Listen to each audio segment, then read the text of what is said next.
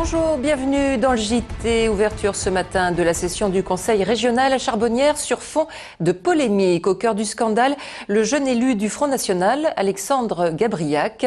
Plusieurs photos datant de quelques années le montrant devant un drapeau à croix gammée et faisant le salut nazi circulent actuellement sur le net et certaines d'entre elles ont même été publiées par le Nouvel Observateur. Une erreur de jeunesse pour le Front National, mais les élus de gauche prévoyaient ce matin de prendre la parole à l'ouverture de la séance pour faire part de leur émotion. Entre 1,47 € et 1,56 €, le prix du litre de samplon 95 reste bloqué à la hausse, conséquence de la flambée des cours du pétrole. Pour alléger la facture, certains pensent avoir trouvé la parade et proposent d'équiper votre voiture pour rouler à l'éthanol. Benoît d'Autriche.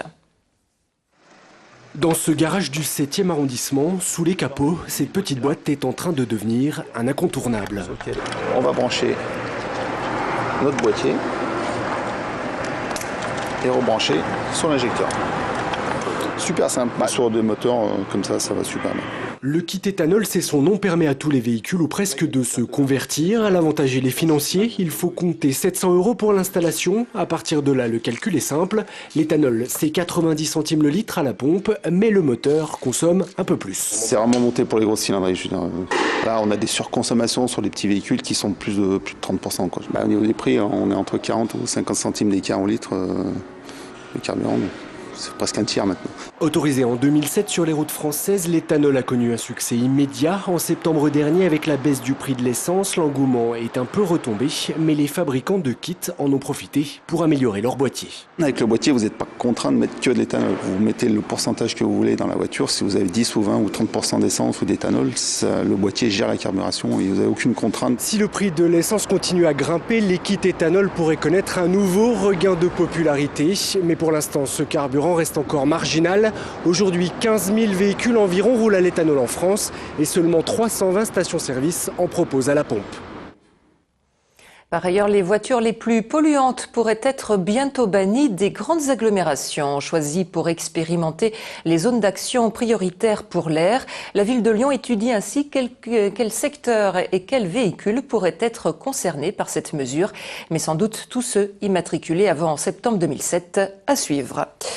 La 3D fait son entrée à l'hôpital cardiologique de Lyon. L'établissement s'est équipé il y a quelques mois d'une toute nouvelle salle d'opération high-tech où comment la technologie se met au service du chirurgien Jean-Marc Roffa. Il y a 150 cc.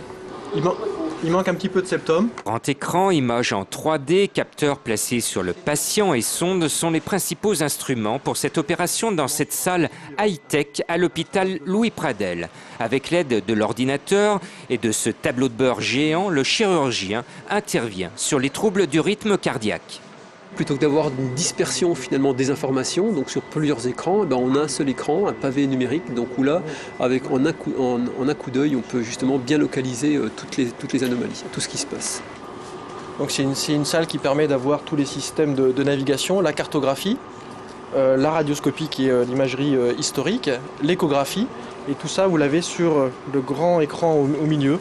Pour une parfaite précision, des capteurs placés sur la peau jouent en quelque sorte le rôle d'un GPS pour guider le chirurgien. Le GPS, c'est ça, c'est donc un système électromagnétique qui permet un repérage, donc une navigation du cathéter donc dans les 3 dimensions.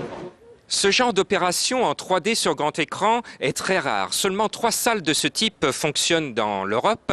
Autant dire que Lyon confirme ici qu'elle est à la pointe de la technologie chirurgicale dans le monde.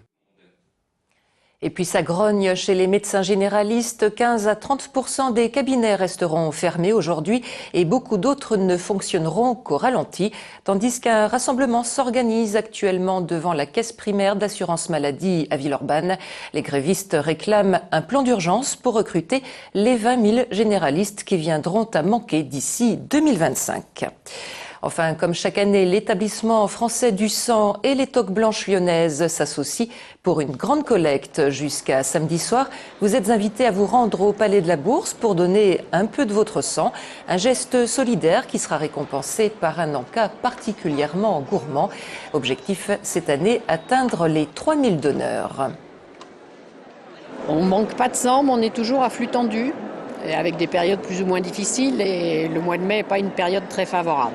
Il faut sans arrêt recruter de nouveaux donneurs, sans arrêt essayer de fidéliser ceux qui sont déjà venus. Non, c'est très important. Et en plus, je suis à l'école d'infirmière, donc je me sens d'autant plus concernée. J'y vais pratiquement 2 à 3 fois par an, c'est tout.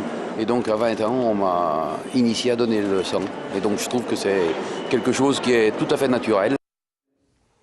Et c'est la fin de cette édition. Vos rendez-vous sur TLM, 18h05 dehors, 20h polémique et l'info avec dès 17h le 3 minutes chrono. Très bon après-midi sur TLM.